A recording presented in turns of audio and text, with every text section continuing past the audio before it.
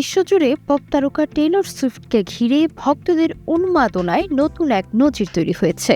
অবিশ্বাস্য হলেও সত্যি, তার বিয়ের অনুষ্ঠানের আশপাশ থেকে কুড়িয়ে নেওয়া সাধারণ আবর্জনাও এখন বিক্রি হচ্ছে চড়া দামে। সম্প্রতি নিউ ইয়র্ক সিটির ম্যাডিসন স্কোয়ার গার্ডেনে বসেছিল পপ তারকা টেইলর সুইফট এবং মার্কিন ফুটবল তারকা ট্রাভিস কেলসির বিয়ের আসর।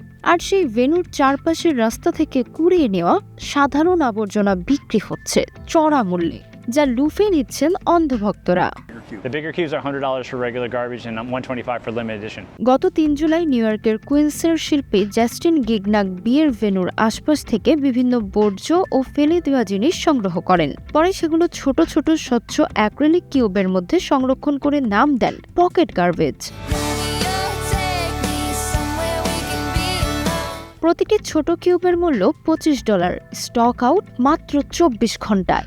বড় কিউবের মূল্য $100। অবিশ্বাস্য মনে হলেও বিক্রির ঘোষণা দেওয়ার মাত্র 24 ঘন্টার মধ্যেই $25 মূল্যের 50টি ছোট কিউবের সবগুলোই স্টক আউট হয়ে যায়। কি আছে এই প্লাস্টিক কিউবগুলোর ভেতরে?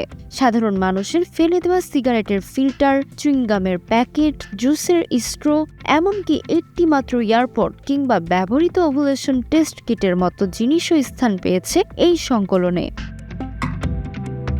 অবশ্য শিল্পী নিজেই স্পষ্টভাবে স্বীকার করেছেন, এই আবর্জনাগুলোর কোনোটি সরাসরি টেইলর সুইফট, ট্রাভিস কেলসি কিংবা তাদের আমন্ত্রিত অতিথিদের ব্যবহৃত নয়। এগুলো মূলত বিয়ের দিন ম্যাডিসন স্কোয়ার গার্ডেনের বাইরের নিরাপত্তা বেষ্টনীর চারপাশ থেকে কুড়ানো হয়েছে। জাস্টিন গিগনাক রসিকতা করে বলেন, দুর্ভাগ্যবশত তিনি বিয়ের মূল অনুষ্ঠানে আমন্ত্রিত ছিলেন না, তাই ভেতরের আসল ও খাঁটি আবর্জনাগুলো সংগ্রহ করার সুযোগ তার হয়নি। তবে ঠিক কোন স্থান এবং কোন ঐতিহাসিক সময় এগুলো সংরক্ষণ করা হয়েছে, সেই আবেগটুকুই মূলত ভক্তদের আকর্ষণ করছে।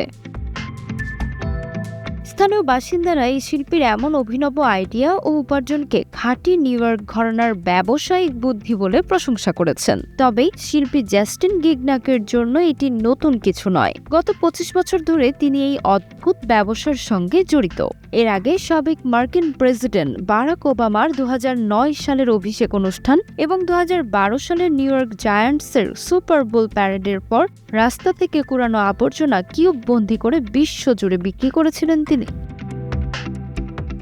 তাজমিলা খান, সময় সংবাদ।